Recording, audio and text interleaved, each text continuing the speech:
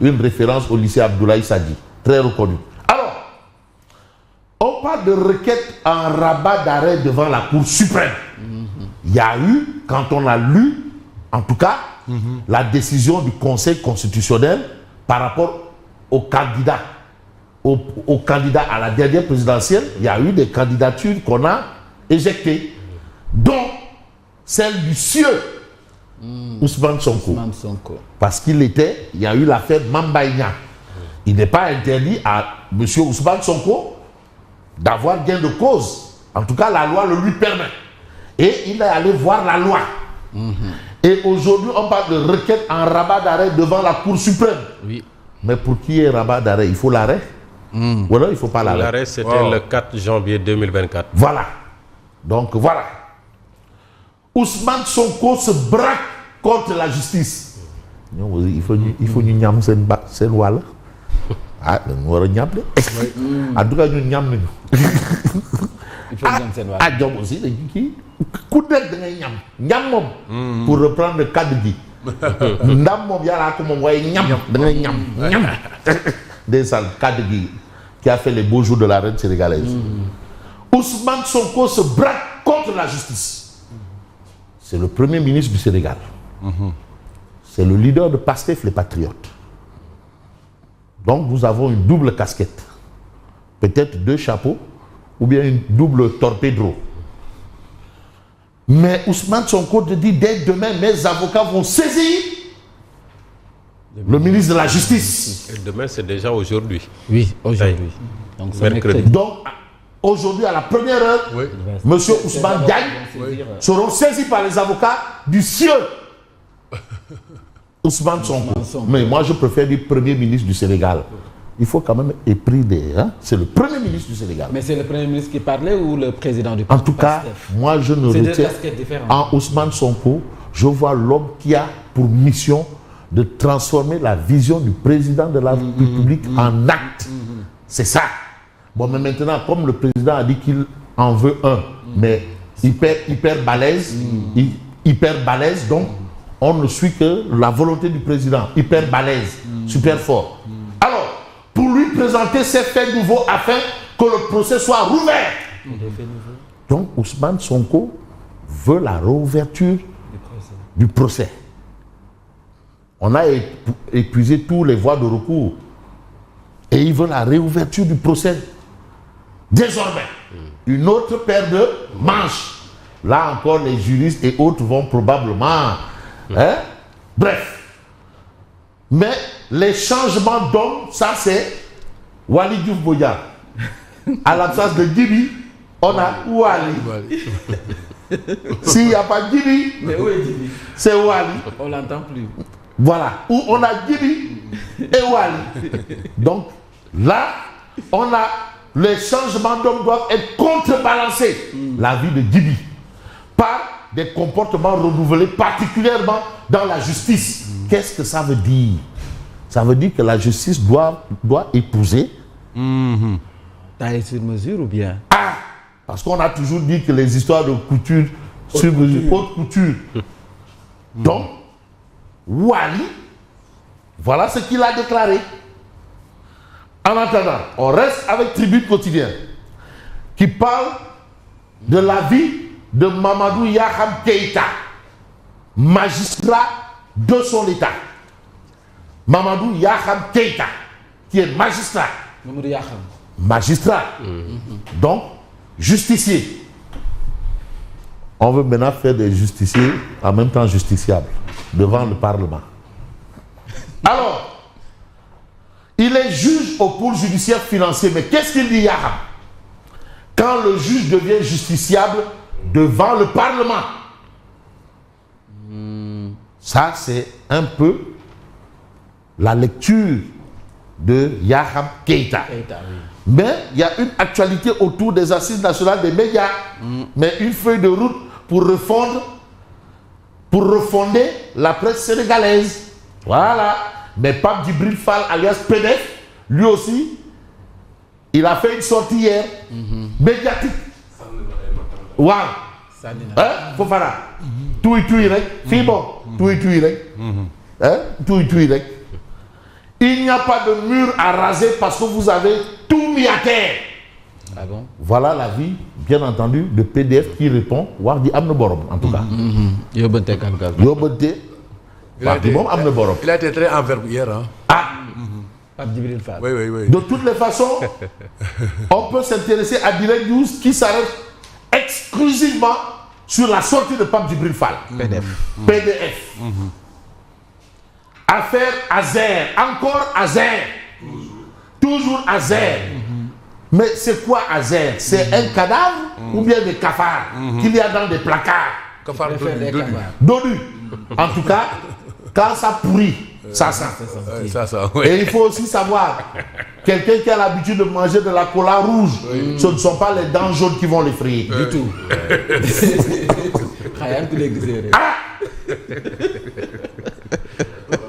Quel que soit Alpha, Boukhok, c'est pas les dents jaunes qui vont l'effrayer. C'est clair. Pape Djibril Fall compte saisir les juridictions internationales.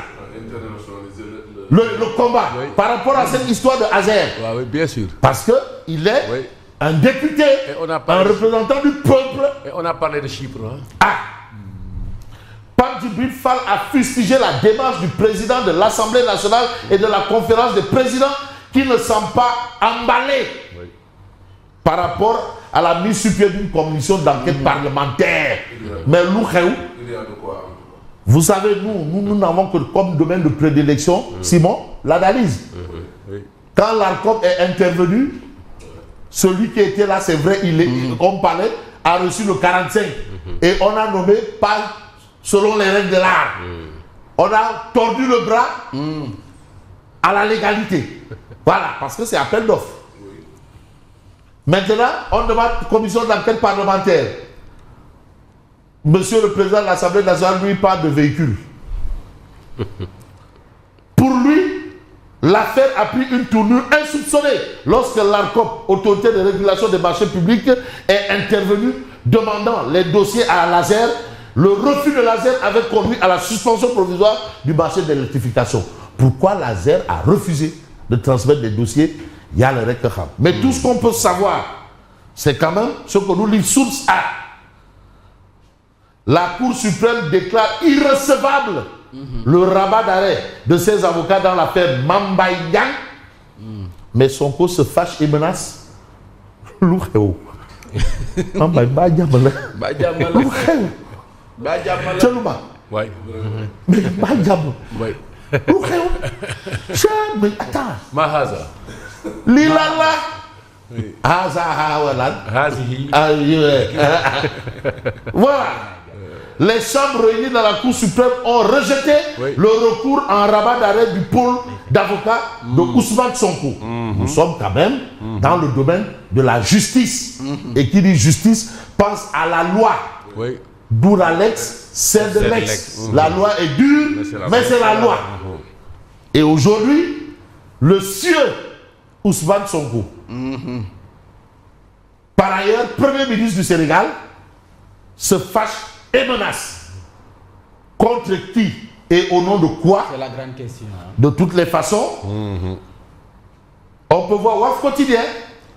Mais aujourd'hui, Sonko se défoule sur les magistrats. Ah oui. Voilà. Son rabat d'arrêt dans le dossier Mamba Yang rejeté, Sonko se défoule sur les magistrats. En attendant de voir Bibi. Wali. Non, Wali a réagi. Wali a réagi. Donc on attend Bibi. En tout cas, Wali a réagi. Bibi. Voilà. Wali. Bibi. De toutes les façons, Sonko se défoule sur les magistrats. C'est ce que nous lisons Walf quotidien. Mais pour Sonko, c'est la justice qui discrédite la justice. Ah bon? Oui. C'est comme aussi, vous pouvez dire, Mambaï ou Tchelouba. C'est les inspecteurs des impôts et domaines qui discréditent la DGID. Oui. Décidément. Décidément, tout le monde discrédite tout le monde. Bon, ça c'est du domaine de tout un chacun. Est-ce une vie de l'esprit ou une vue dans l'esprit? De toutes les façons, spiritus Santos. Alors, on a un gros problème avec la justice sénégalaise. C'est l'avis de Monsieur Ousmane Sonko. Un vrai problème. Et il dit qu'il parle en citoyen. Le citoyen ou le président? Ah, là encore, c'est un autre débat. Non, il dit qu'il parle en citoyen. Il parle en temps, mais est-ce qu'on peut enlever Difficile. la fonction? Parce que quand on a une fonction, elle est au-dessus, parce que c'est une fonction, c'est l'État qui vous confère une responsabilité. C'est au nom de l'État. C'est-à-dire aujourd'hui, le militaire, même quand il enlève, mais il y a la casquette qui est là, il sert sous le drapeau. Dès qu'on dit papa, il se lève, même s'il est en repos. Alors, rien ne peut m'empêcher d'être candidat. Voilà le problème. Donc il valide déjà sa candidature pour 2029. L'autre a dit, n'a pas correct. Article Mais 27. Ousmane Sonko lui dit, Bokk par force. bokk par force. Article 27 du code. Dans les mbam. Il faut ajouter dans les mbam. Article 27 du code. Qu'est-ce qu'il dit? Oui. Sur la dégradation des droits civiques. Ouais. Parce que le compte max peut entrer la dégradation des droits civiques. Donc il est out pour le moment. Pour le moment, oui. Mais il est là. Bon aussi, contumace. Mais contumace est là. Mais contumace, il dit. Mais quand même aussi. Mais quelque part aussi proche aussi. Hein?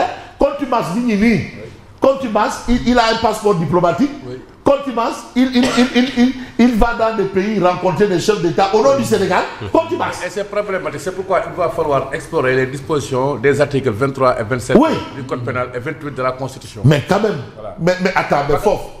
Contumace, il a un passeport diplomatique. Voilà, oui. Contumace, il a une flèche. Oui. Contumace, il a un jet privé. Il peut aller un jet privé. Contumace, hein? Oui. Mais comment contumace là? Mais finalement, contumace, ça c'est. Contumace, hein? Échoué, Contumace est Ouais. Il est échoué. Contumace marche sur le tapis rouge. Il a reçu avant ce paradis. Hein. Ouais. Contumace, il est sur le tapis rouge. Faut pas oublier que c'est un premier ministre avec des super pouvoirs. Hein. Ah non, mais c'est le président qui veut qu'il soit super fort. Mais Fabrice, Voilà. Mais contumace aussi. Mais quand même, il faut qu'on sache de quoi. Mais moi, je suis d'accord avec Ousmane Il a Sonko. établi son passeport. D'accord. Alors, C'est le ministre de l'Intérieur, des Affaires étrangères, et que c'est la justice. Maître Baboukar, si c'est avocat de Mambagna, mais il dit qu'il faudra l'avis du Conseil constitutionnel en 2029 pour son éligibilité. Donc ce débat ne se pose pas là. Mais là où on va peut-être voir les choses claires, c'est peut-être... Il faut différer l'affaire. Voilà, en attendant. Mais vous avez rabat d'arrêt. Et ici, vous avez les avocats. Tu peux maintenant revenir et empocher tes 200 millions. Voilà. Ça, c'est Mambagna. C'est bon, Bambay. Tu peux revenir et empocher tes 200 millions. Alors que c'est un piège. C'est un piège. Mais attention, mais parce que la contrainte par corps, même l'avocat peut gérer ça. Hein. Que peut-on? Je ne sais pas. Bref. Voilà. Donc voilà la situation du moment. Merci et bonne continuation. Bonjour de Dougoutigui Ah non, Al Sidiki. et de Jack Bauer. Jack Bauer, oui. Al Sidiki. Bonjour à vous, Mamadou Fofana.